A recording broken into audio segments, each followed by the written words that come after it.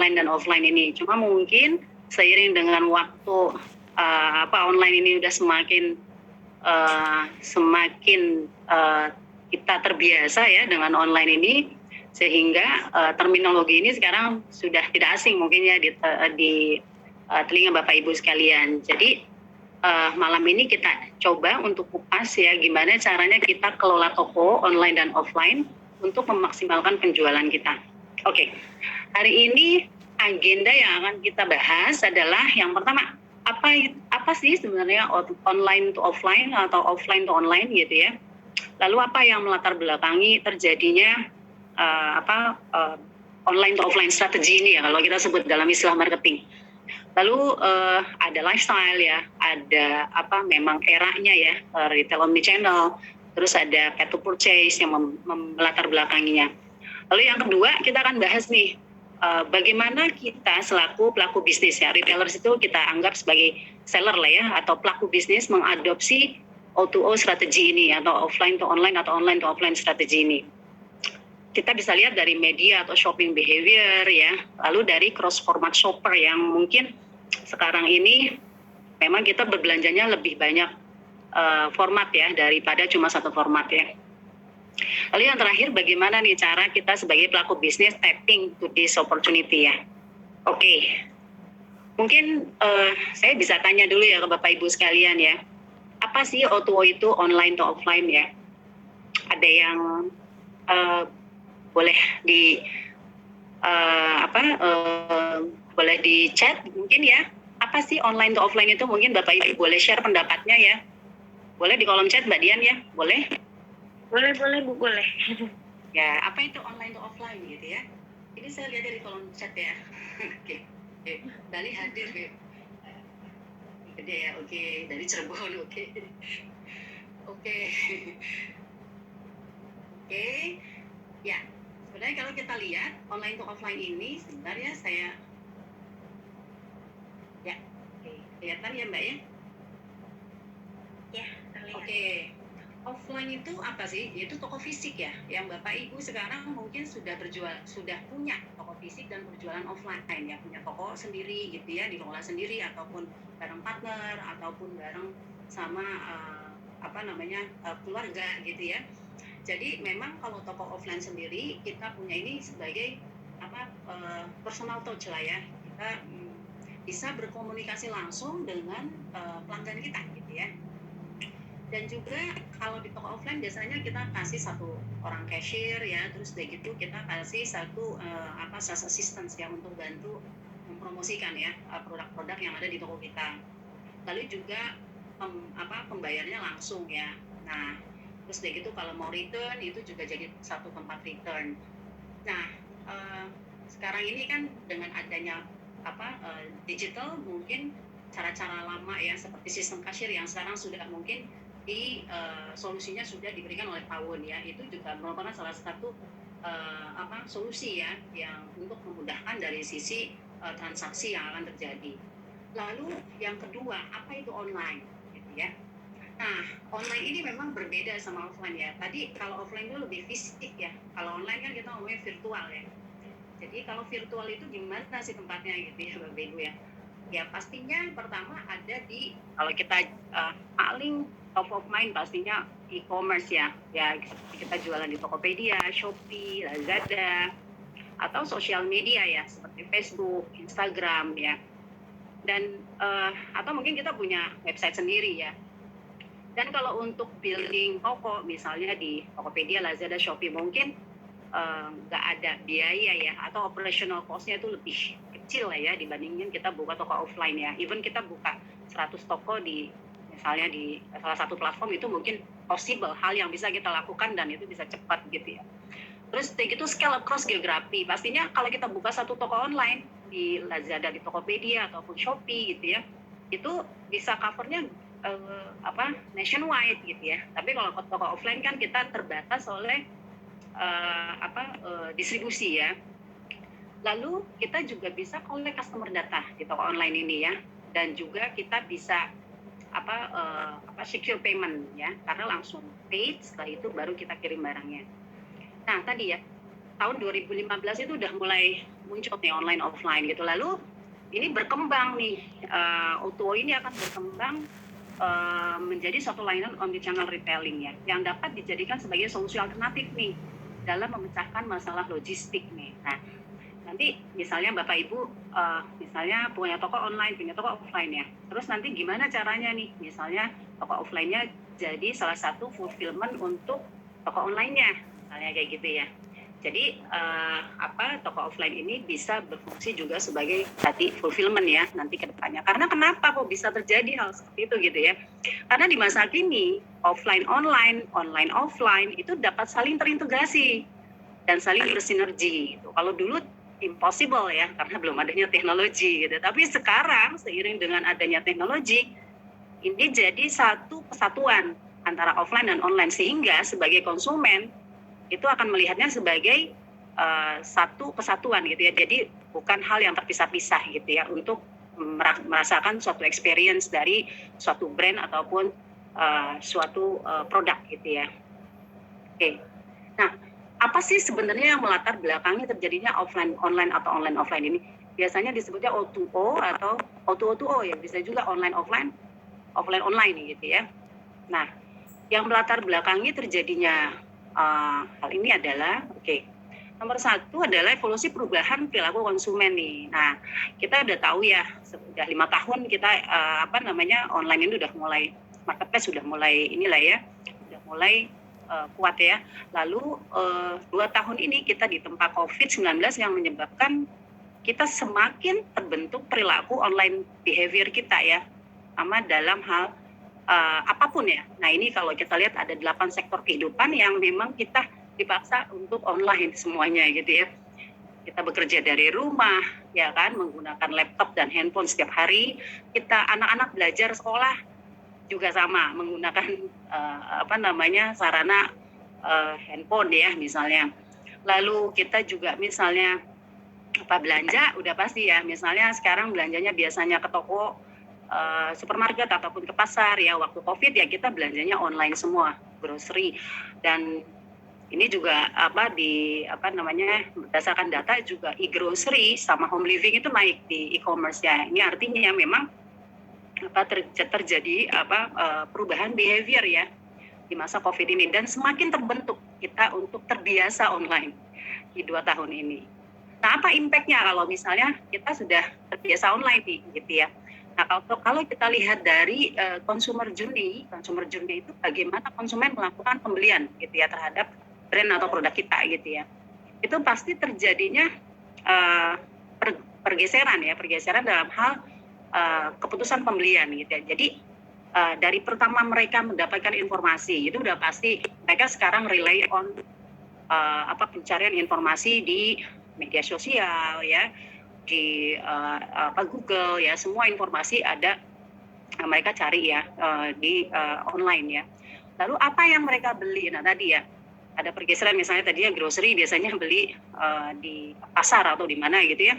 Sekarang grocery udah biar enak lah, nggak ribet-ribet bawanya, nggak pusing, less effort gitu ya. Ya udahlah kita pakai online gitu. Dan juga safety ya pastinya, kesehatan juga.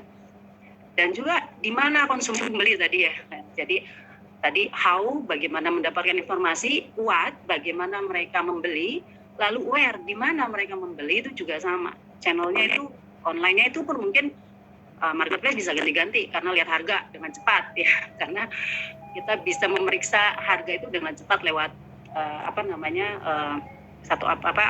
aplikasi kita gitu ya. Lalu juga kita juga belanjanya mungkin selain harga mungkin kenyamanan tadi ya, misalnya kita pengen yang lebih cepat nyampenya kita butuh saat ini sekarang tiba gitu ya, itu juga bisa. Lalu bagaimana mereka bereksperience itu juga mereka juga membandingkan nih antara misalnya saya belanja di toko A sama saya belanja di toko B, itu experience-nya seperti apa. Nah itu mereka membandingkan juga dari sisi experience ya. Dan ya tadi sebenarnya bagaimana mereka mendapatkan informasi. Nah sekarang ini ada istilah namanya ROFO ini research online purchase offline, atau research offline misalnya purchase online gitu ya. Jadi konsumen ini udah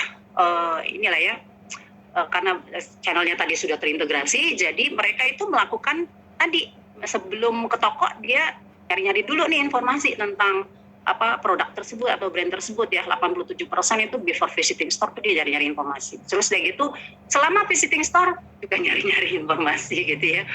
Nah terus dari itu after visiting store juga sama. Jadi artinya memang ya terjadi tadi ya mereka pergeseran ini ya ada mereka melakukan research dulu tadi sebelum biasanya ya, sebelum ke toko. Nah setelah di toko pun mereka melakukan research. Jadi benar-benar kita sebagai pelaku bisnis ini dituntut untuk memberikan best experience kepada konsumen kita gitu, agar mereka tetap stay dengan kita. Nah, kenapa siapa yang latar belakangnya tadi kan kalau kita lihat how consumer experience itu seperti apa sih? Karena sekarang konsumen zaman sekarang ini mencarinya adalah convenience, Bapak Ibu ya. Convenience itu artinya mereka sibuk sekarang ya. Jadi kenyamanan itu kalau menurut mereka membuka akses waktu dan ruang untuk mengejar hal-hal yang lebih berguna atau penting bagi mereka gitu. Jadi currency-nya sekarang mata uangnya adalah waktu. Gitu. Jadi gimana caranya kita sebagai pelaku bisnis ini bisa memberikan service kepada mereka tadi ya, less time, waktu bisa lebih cepat, terus less resource ya, maksudnya bisa lebih efisien, terus juga bisa less budget, harganya bisa lebih murah gitu ya, itu ujung-ujungnya kan. Jadi orang zaman sekarang ini akan semakin berkenan nih untuk membayar, menghemat waktu gitu, kalau pelaku bisnis bisa menghemat waktu mereka gitu. Jadi dari sisi pelaku bisnis ini harus mencari cara bagaimana mengembalikan waktu orang itu agar pengalaman yang di offer itu bisa memperoleh tempat yang menarik lah bagi konsumen gitu ya, baik itu menawarkan pengalaman yang berbeda gitu ya, atau lebih banyak pembayaran tadi ya, layanan lebih cepat dan lain-lain ya. Karena dari orang-orang yang disurvei di sini menurut data dari Facebook, 92% aktif mencari cara untuk membuat hidup lebih mudah gitu ya.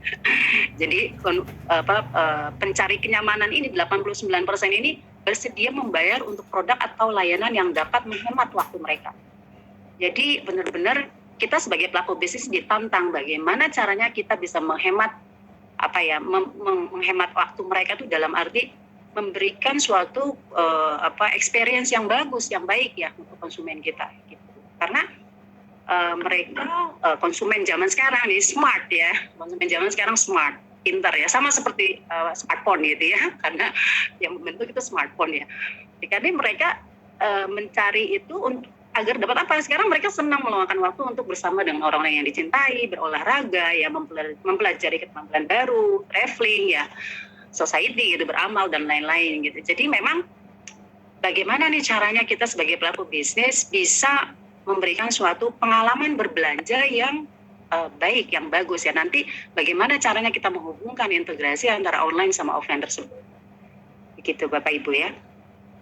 Lalu, selain tadi ya, selain perubahan perilaku konsumen yang dimulai dari COVID, lalu mulai online sebagai pencarian utama ya, dan juga tadi ya dari sisi konsumennya itu currency-nya adalah waktu. Sekarang ini sudah masanya itu namanya omnichannel retail ya, atau shopping hybrid shopping lah sebutannya ya, hybrid shopping. Karena sekarang ini kalau kita lihat di diagram ini, konsumen itu di tengah, artinya konsumen itu yang menjadi sentral gitu ya, konsumen yang menjadi sentrik ya. Jadi channel-channel yang interaksi, konsumen berinteraksi ini sekarang sudah terintegrasi, sudah terhubung, sudah terkoneksi satu sama lain, interconnected ya. Jadi artinya mereka tadi mencari kenyamanan kan, safety, saving ya, mencari hal-hal tersebut. Nah, gimana nih caranya biar kita bisa merich mereka lebih dekat gitu ya, biar mereka lebih senang, lebih happy gitu ya. Nah, yang pertama ini ada istilah namanya BOPIS ya. BOPIS ini artinya buy in store, ship to customer. Ya kan, jadi dia beli di toko tapi nanti diantar gitu ya. Jadi dia scan barcode aja, masuk ke toko, scan barcode, setelah itu nanti begitu udah payment ya lewat mobile phone, setelah itu nanti diantar gitu ya. Ada buy online, return in store. Jadi dia beli online tapi dia bisa return ke toko terdekat gitu ya. ada dia reserve online, dia booking online, tapi nanti pas jam kerja dia pulang kantor, udah saya pick up ya di toko dekat sama kantor saya gitu misalnya.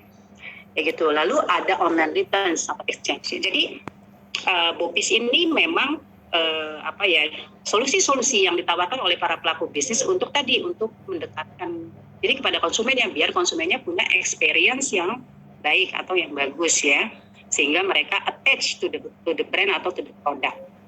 Nah, kenapa hal ini terjadi? Karena kita nggak pernah tahu nih kapan si konsumen itu memutuskan untuk membeli, gitu ya. Karena path to purchase-nya seperti ini nih, bisa jadi pertama dia ngelihat di Facebook, setelah itu dia lari lagi ke Instagram, tapi belum beli juga gitu. Terus dia lari lagi ke mana? Misalnya website, gitu. Tapi add to cart doang, lihat-lihat doang, gitu ya.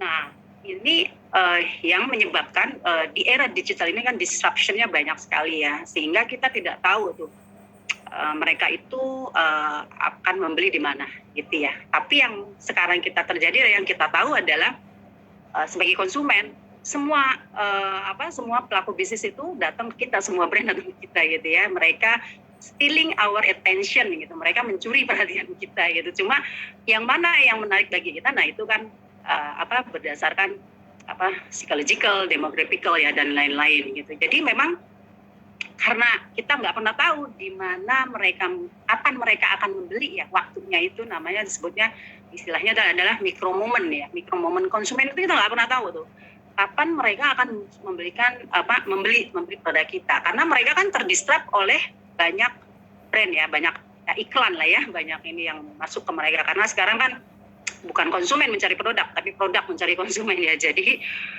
mereka terdistract banyak hal gitu kan ya.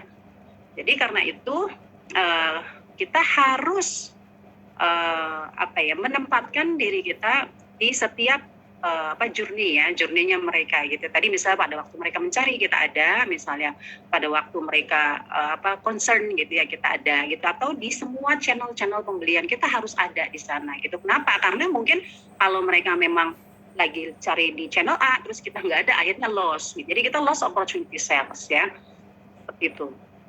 Oke, nah ini salah satu contoh dari omnichannel customer experience ya. Jadi mereka cari untuk alat gym ya, untuk di rumah ya. Terus step pertama dia cari-cari nih gitu ya. Dia cari-cari di website. Terus dia gitu dia lihat ya, tapi dia belum beli gitu ya. Terus yang kedua dia dapat Instagram ya kan. Instagram dapat discount code nih gitu. Tapi dia kayaknya tar aja deh gitu kan ya. Terus yang ketiga dia dapat ini nih iklan ya dari Facebook ataupun YouTube ya, tapi juga masih belum mau membeli ya. Terus seminggu kemudian konsumen ini dia ke website ya, terus dia lihat tapi udah add to cart tapi belum beli juga gitu. Akhirnya apa yang dilakukan oleh brand ini? Nah, brand ini melakukan dalam beberapa hari itu mereka kan mereka tahu nih ini udah add to cart tapi belum beli gitu ya. Mereka tahu datanya, lalu mereka reminding nih gimana nih produknya kan belum masuk belum dibeli ya. Lalu mereka meng-emailnya ini adalah bukan belum dibeli gitu, bukan, tapi mereka kasih email itu nge-share banyak cara untuk order gitu. Yang pertama mereka bisa shipping langsung antar langsung ke rumah. Yang kedua bisa beli online, nanti bisa ambil di toko gitu ya. Terus yang ketiga bisa beli di toko lalu shipping di konsumen kayak gitu.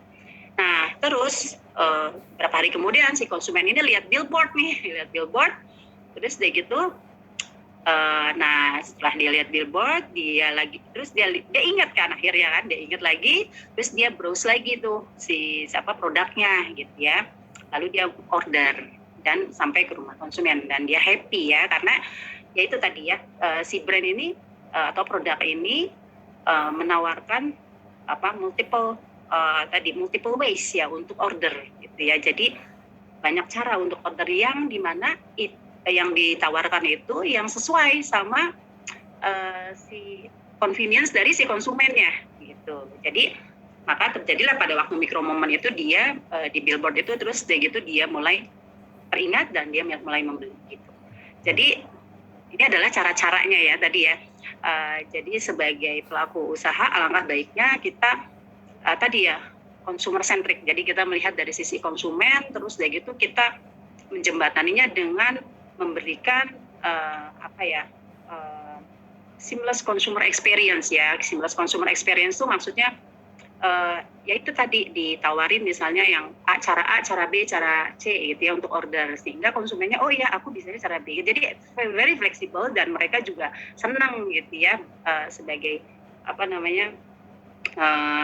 sebagai konsumen untuk membeli di toko kita gitu ya. Lalu yang kedua ini kenapa retailers itu adaptif O2O strategi, atau kenapa kok kita sebagai pelaku bisnis itu kenapa harus mengadopsi O2O strategi ya. Nah oke. Nah, karena kedepannya itu nanti akan ada future trend namanya augmented reality atau virtual reality. Itu adalah dimensi baru ya. Dimensi baru ini dalam jadi dia memang sekarang kalau kita kenal ada live shopping ya. Nah, AR itu jadi interaksi yang dilakukan lewat mobile phone ya. Karena orang mencari cara baru nih untuk terhubung. Dalam sebuah survei 74% mengatakan bahwa mereka menganggap teknologi sebagai AR itu sebagai jembatan antara dunia online dan offline gitu. Oke, ini mungkin saya kasih tunjuk satu video ya, mungkin yang bisa dilihat ya. Nah, ini sebentar. Nah, ini contohnya mungkin kita misalnya tadi medianya mereka sudah menggunakan WhatsApp atau Instagram, kita juga harus adapt to that media. Lalu untuk shopping behavior juga sama ya, mereka juga menggunakan mobile ya ataupun in-store ya. Nah, oke.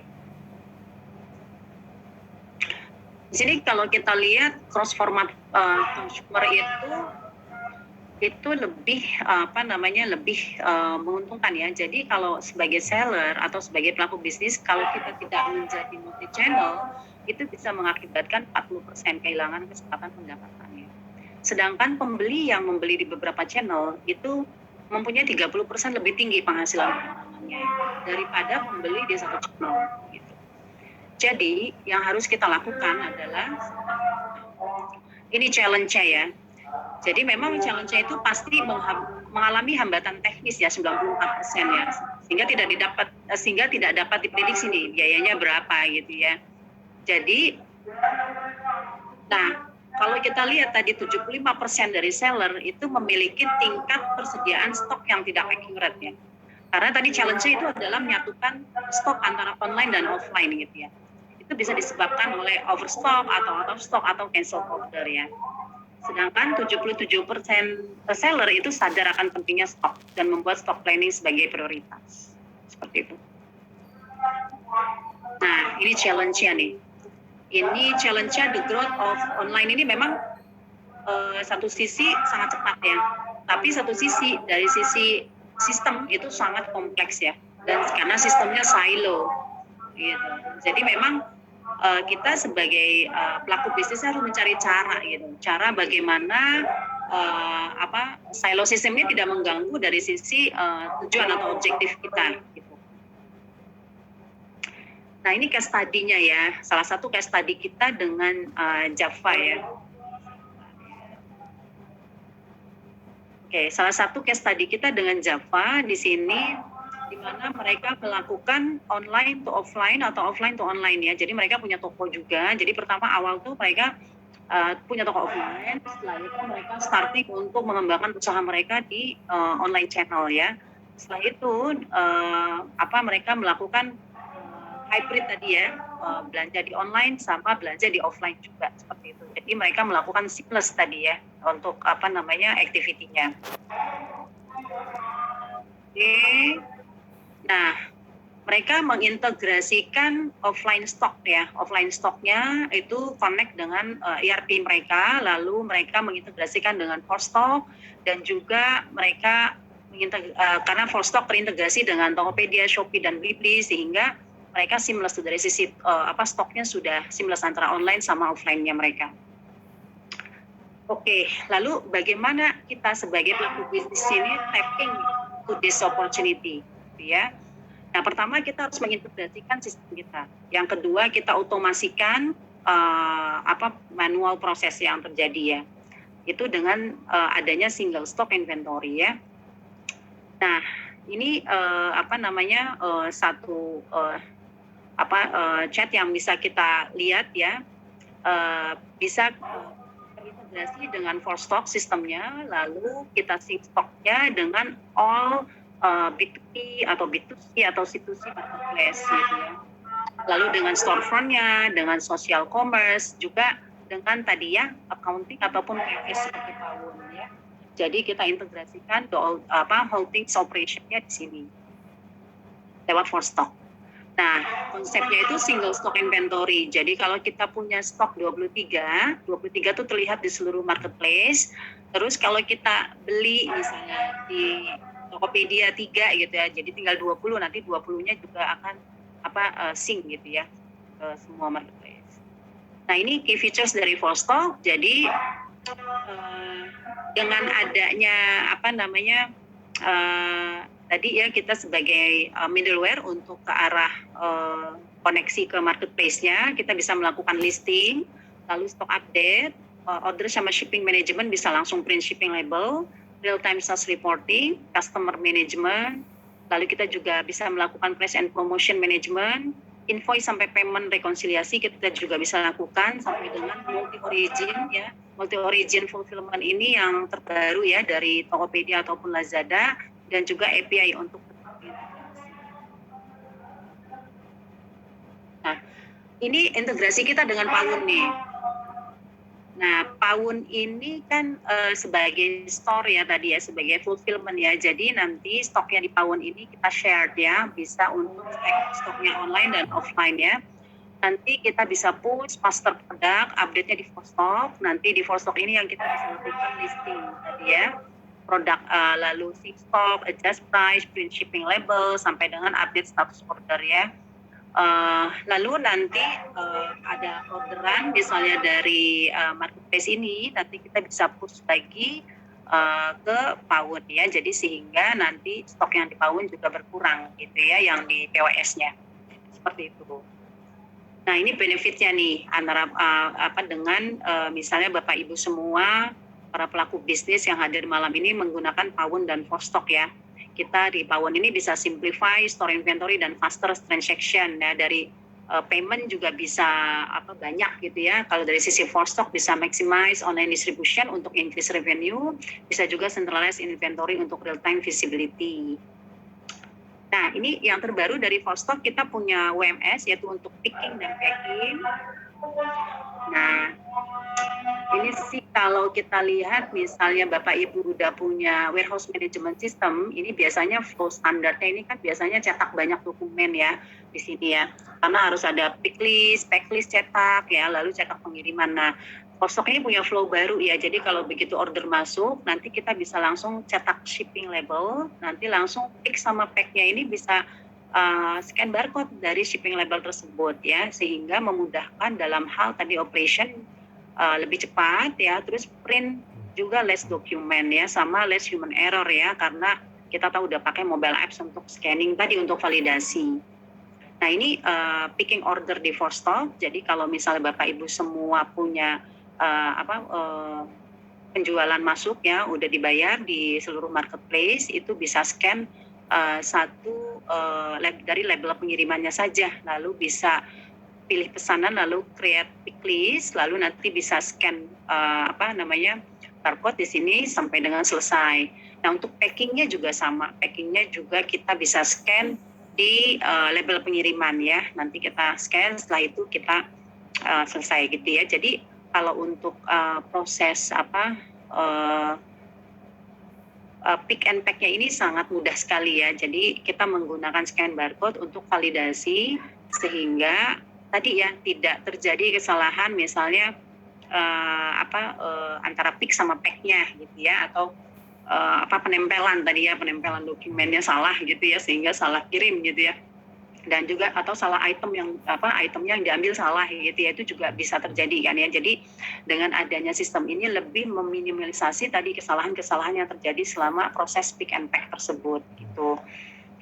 Nah, oke, sebentar. Oke, ini contohnya ya. Contohnya seperti ini. Jadi Bapak Ibu bisa lihat di sini, bisa di-scan. Lalu di-scan nanti akan muncul ordernya sama SKU location-nya di mana ya. Nah, ini bisa kelihatan. Nah, ini untuk pack-nya ya. Kalau pack-nya juga sama. Tadi pick-nya validasi, pack-nya juga harus dilakukan validasi seperti itu. Oke, saya rasa sih cukup ya, Mbak Dian ya.